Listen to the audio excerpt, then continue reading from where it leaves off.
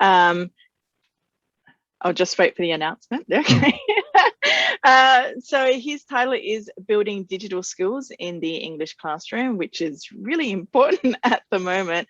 So in order to promote continuous learning inside and outside of the classroom and reach the goals of Society 5.0, all students in Japan are receiving their own personal digital devices through the MEXT-funded Giga School project.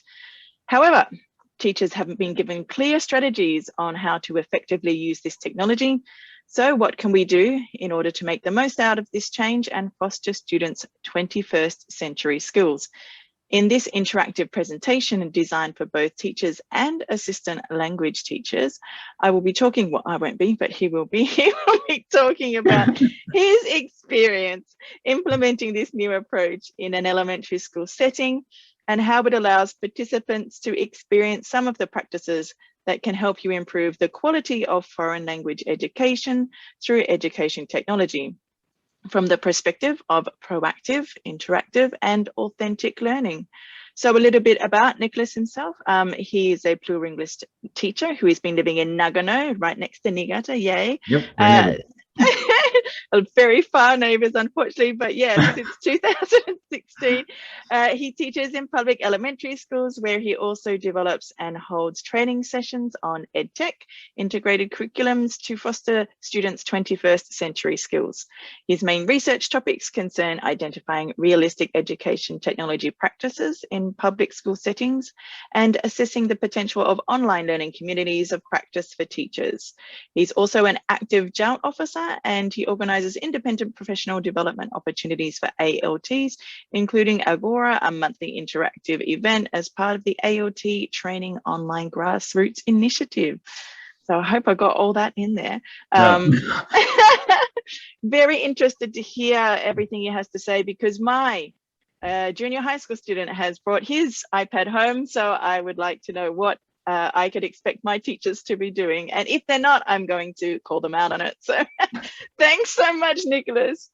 Thank you for your introduction. And yes, so in short, as Claire was saying, students now are getting their own devices. So each student, it's either a Chromebook or a laptop from Windows, the Surface, or the iPad. These are the three big options. And this is all part of the Giga School project, which is a new initiative from MEXT in order to try to step up education in Japan. However, as we were saying before, there's no guidelines. Basically, the schools have been receiving these devices and just use them. But the teachers have never received any training on this. There are no real official guidelines. There's nothing really set in stone. Plus, there are no, as I was saying, there are three different options. So depending on the town, you might even have to adapt to a new system. So it's not like, it's not even easy to share the knowledge between the teachers themselves. So what can we do? So let me start my presentation and go. So building digital skills in English classroom. First of all, you need to figure out what kind of, this is not online teaching. We're not talking about how to teach online, but how to use computers, these devices in the classroom. Of course, you can also use this for blended learning or also for online teaching, but that's not the main goal here. We're just saying, how can we use both, use the benefits of these digital devices to get together to standard learning. So how do you balance all of these things? What's too much ICT and what's not enough ICT? And how to do this using sticks and stones. And by sticks and stones, I'm talking about whatever is included in the package that comes with the offer from MEXT. So quick overview, one device per student. We're talking about 21st century skills. So basically technology, ICT, and so on. And we're talking about the goal is also to foster interactive and individualized learning. So what are these sticks and stones? We have, and I'm going to be very general here because, as I said, we have 3 different environments. We have Apple, we have Google, and we have Microsoft, but they all share the same kind of apps and features. So I'm not going to talk about it. I'm just going to give you an overview of what kind of apps and tools are included in the standard. So you have online meeting. So whatever, can it be Zoom, can it be Google Meets, and so on. So a tool for students to connect with each other, with the school, online using this kind of technology. Another thing is word processor. So basically to write documents, spreadsheets, standard package, a digital whiteboard that they can use in the classroom or online, audio video editing apps, forms, polls, presentations, and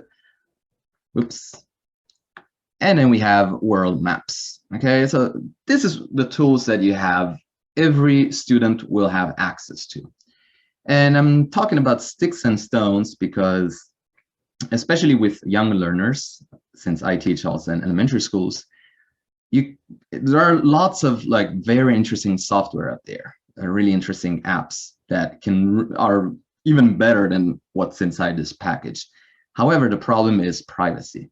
So it's not like the teachers can just say, okay, let's do this and let's install this app and that's it. Because you need the parents' authorization, you need a board of education. There's a lot going on. And people still don't really understand what's happening with personal information while using different apps. So most of the schools are just going to close the doors to outside software, either in terms of just speaking, so don't use other software, or even setting up firewalls to actually prevent teachers from even trying to use different software. So we have all of these tools, which is not bad. I mean, it's still 1, 2, 3, 4, 5, 6, 7, it's 8 options. They're all available in any of the packages. So what can we do here as teachers in the classroom with the students? So first of all, you need to build the skills. So we're talking about 21st century skills. So how do we build that kind of a new set?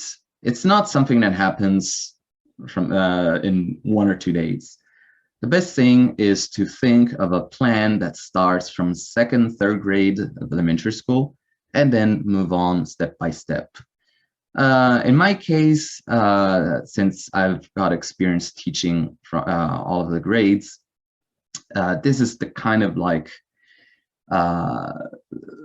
level that I managed to figure out. So from 3rd grade, also 2nd grade, you can start with touchscreen devices. So, and by touchscreen devices, all of these devices come with a touchscreen. Even the Chromebooks are actually laptops, but you can touch on the screen, and even some Surface models. So it's not really the difference between, on the other side, you can have an iPad and connect a keyboard. So they're very interchangeable. So number 3, teaching students how to use a touchscreen. So you can give simple tasks where students need to move items inside a screen, and that kind of builds their own visual of what it means to interact with the digital world with their hands. Then from 4th grade, once the students have also, especially in Japan, that's when they kind of master all the different alphabets, hiragana, katakana, and also romaji. That's where it's probably best to introduce the keyboard. So they can also, here, especially talking about foreign languages education, you can start having them typing words. So like look at the textbook and just like try to identify which letter is T, which letter is F, and so on. Then from 5th and 6th grade, that's where the big bulk is. And in 5th grade, the thing is, they still don't have full control over the system. So it's probably better to start by giving them examples. And here you have templates. So if you want the students to work on a presentation, for example, instead of just saying, hey, do a presentation, you give them a template and they can start by like replacing pictures or adding text, kind of really simple things, but it gives them the idea of what it means to work on a file. And this is also, especially around the end of 5th grade, where you can start introducing sharing. So you basically share one file with a group of students, and they all have to work together at the same time on the same file. And that's really big because it empowers them with a lot, but at the same time, it's really confusing because they're so used to having their piece of paper and their pen, and suddenly they're writing and they see other people writing on the same sheet. So that's a different, that kind of starts building also their group skills. And then in 6th grade, that's where you can start just, you've shown them these tools already in 5th grade, and now you're like, okay, now it's all on you. You know what you can do. These are the options, just go for it. So at that point, as a teacher, your main goal is rather than teach, it's more of supervising. So I basically, one thing that I started doing was to introduce standard practices. So something that they would have to use almost every time and in a very automatic way. So it's not like every time teaching the same, but always like, even when you're not really doing ICT, one day you're just introducing a new target language, have something still that they can do in order for them to use the device. And the 3 practices I thought of were reflection sheets. So basically at the end of each class, they would write their reflection sheets using their computers. So you always have to use that at the end. Another practice is when they're doing pair work or they're practicing the language, they can use a camera. So record themselves. But then there's no one way. So if the students figure out their own practice they would like to repeat and use every day, that's on them. They have the power. So I don't believe in saying, no, this is how you do it. You have to do it like this and that's it. Because now the students can start thinking with their own heads. They have the tools. So at that point, they can start finding their own way and influence other students as well, because that's how students learn, from peers. So when one student starts doing something, the other one immediately is like, how did you do that? So sometimes it's almost better to have them teach themselves rather than us always telling them what to do. So let's take a look at some of the practices that I found successful in the classroom. One of them is presentations. And that's something that it's a really important skill because it goes on from elementary school all the way up to university.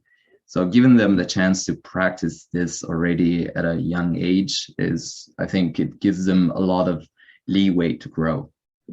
For example, one of the presentations you can do could be on SDGs, which is a really hot topic at the moment.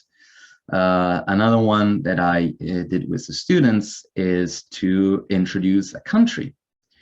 There is, especially in 6th grade, there is one unit which is for us is we're using New Horizon, and it's let's go to Italy, which is basically the target goal is find a country you would like to go and introduce the country to your peers.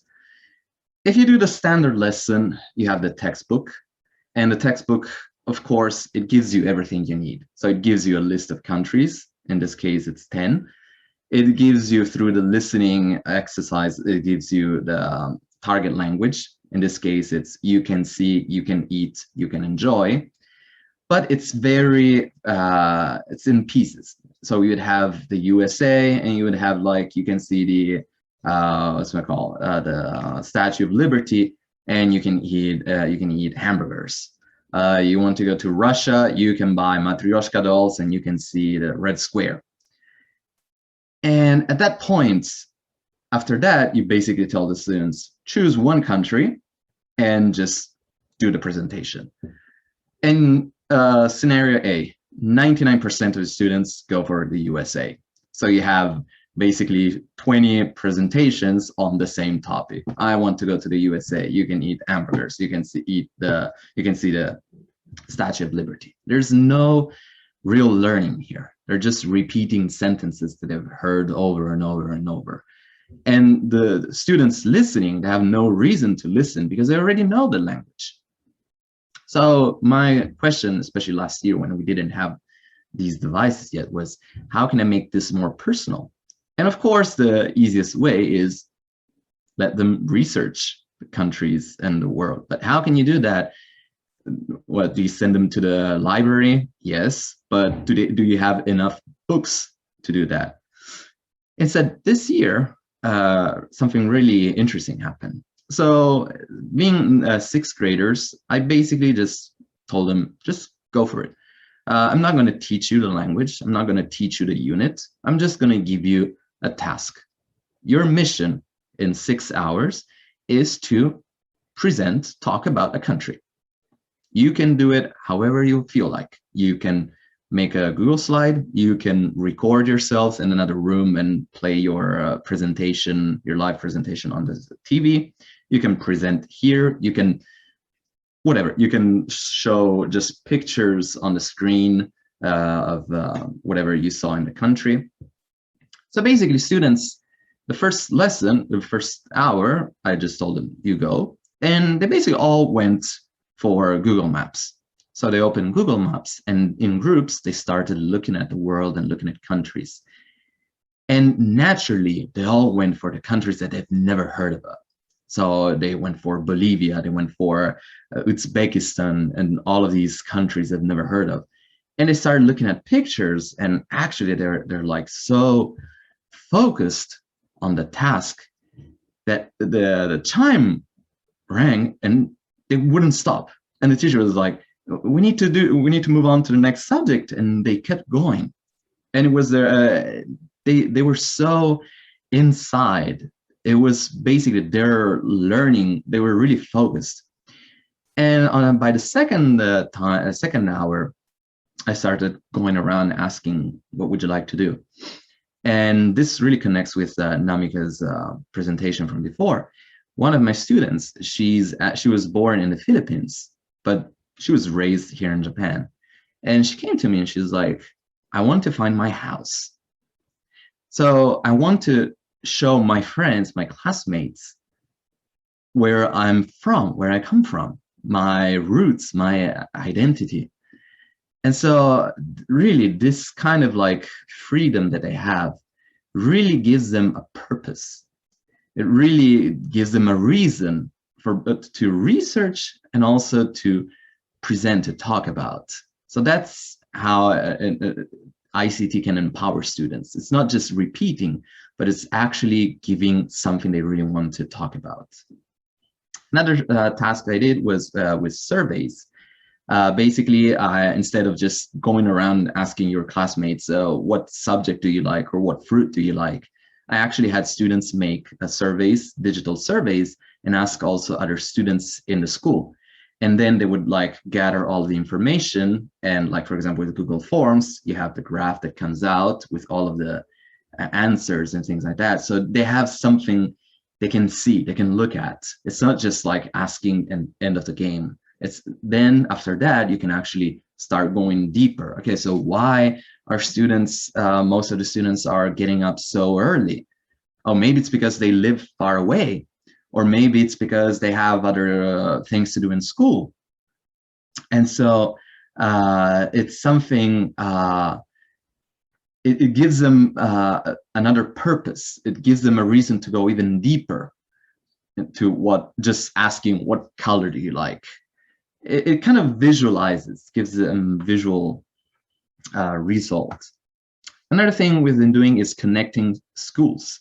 So basically having students from one school talk to students from another school, start introducing their country, their town, introduce themselves, meet other people, see things they have in common, see things that instead are very different. Instead of just doing self-introduction to the classroom with people they've known for years, you give them the actual purpose. What's the real meaning of introducing yourself? And also you're giving new tools to create. So you can give them by teaching other tools, like for example, Google has Google Drawings. They can start making their own visuals. They can empower and make learning even more original. So in short, in order to introduce these tasks, what do you need? Number one, you need clear goals. Since you're letting the students play around with this, you need to give them a clear objective. In my case, it was you have 6 hours. By hour number 6, you have to deliver. How you do it is on you. But remember, at least try to meet these goals. So I just give them a chart of step by step. I don't tell them you need to do this by the second period, you need to do this by the third time, but I tell them at least move along this road. Foster autonomy. I've heard many students come to me. How do I do this? It's on you. Komarimasu. They're kind of like, I don't know how. I've always been told what to do. So it's something that you need to foster already, as I said, from 3rd grade. Start giving them opportunity to try out things. And number 3, learn from mistakes. It's a new thing both for you and for your students. So there's no one way. Everybody's gonna fail miserably, but it's part of learning. So keep going. So this is the end of my presentation as of now. How much time do I have? Nicholas, you have 9 minutes. Perfect. Then let's try. Let's try something. So one of the tasks I usually do with students is using the digital whiteboard. In this case, I'm using Jamboard. So let me show. Jamboard is basically this pretty cool whiteboard that you can share with your students, and it has pretty simple features. You have a pen, so you can like just write things like this. You have an eraser to delete what you wrote. You have an arrow just to move things around. You have sticky notes. You can choose the color. You can add pictures. You can add shapes. You can add text like this. Nick, we're not seeing it yet. Oh, you're not seeing it. Yeah, we're seeing the slides right now. Sorry. Thank you. And go. Can you see it? Yeah, perfect. Perfect. Okay, so I was saying you have a pen, so you can write like this. Eraser, just delete. Arrow, move things around. Sticky notes, choose the color. Add pictures, add shapes, whatever you like. There are no stars, unfortunately. Add text like this. And, well, this is more like to show things to the students. Now, what I'm going here I added a picture. Pretty simple. What can you see? Number 1 question is, what do you see? Number 2 is, why is this happening? Okay, this is related to SDGs. So I'm going to share this link with you. Please check the chat. So I'm going to add this copy link, add it here. There you go. Please click on the link.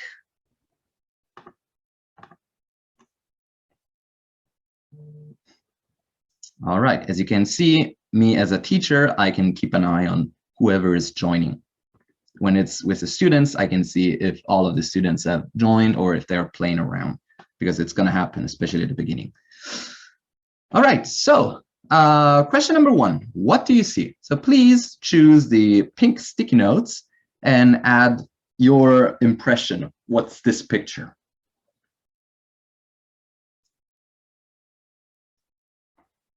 And as you go, please also share, why do you think this is happening? Right now, I can only view and I can't add anything. Let's see. Because I haven't set it as editor, like this. I did that on purpose, just to show you how it works. Huh? I got it now. Thank you. Yeah, see?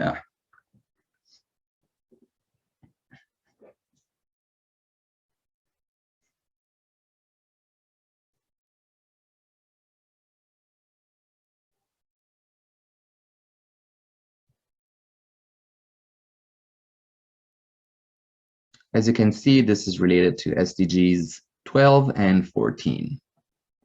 Yep, it's a really sad turtle.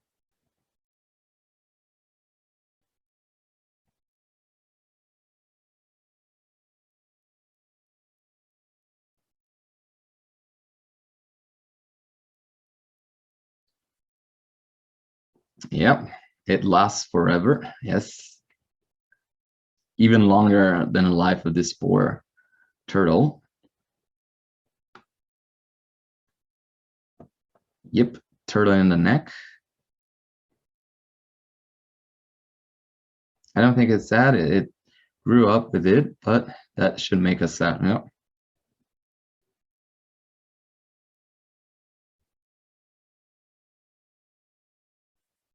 Yeah, for the turtle, there's nothing sad. That's life.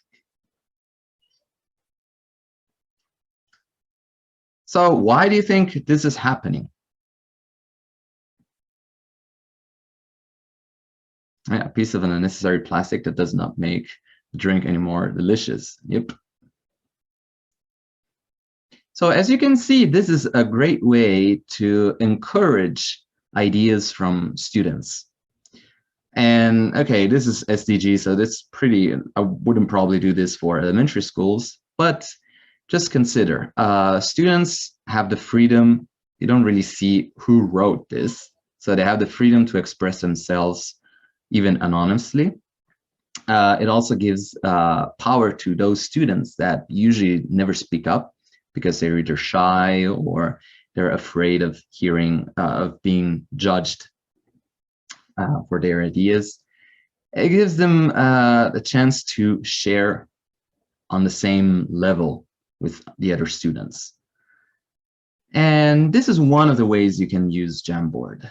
Another way you can do this is pretty simple. Give them something like a, that doesn't have to be a test, but give them like a blank map, divide the students in groups, and have them write the name of the countries. So do you know what country is this? And they can use the pen, they can use their fingers, or they can use the text and just add Russia. And they can add USA. Kind of like a fill the blanks kind of activities. But there's so much you can do with this. So the use of this Jamboard, or not even Jamboard, because even Microsoft has whiteboard, they're limitless. And I think it's the easiest way to start introducing digital practices with students, because you can use this already with third graders by giving them like really simple pictures. They can move around. They can also, you can just give them like, put cards with the letter of the ABCs, and they have to move them around, or create words by moving the letters around, like 3-letter words or things like that. So if you want to try and start using these devices in the classroom with young learners, I think Jamboard is probably the easiest way to do this. Of course, as I said, there are other websites. There's like a really nice one is WordWall, which gives you a really game like this. Can you see this? Yes. Yes, this is a really easy game that you can share with the students, and they have to connect Argentina. Oh, it's maybe Argentina in Europe, and it just moves around Russia. Is it down south there? Is this the USA? And so on. And one nice thing about this website is students don't need to register.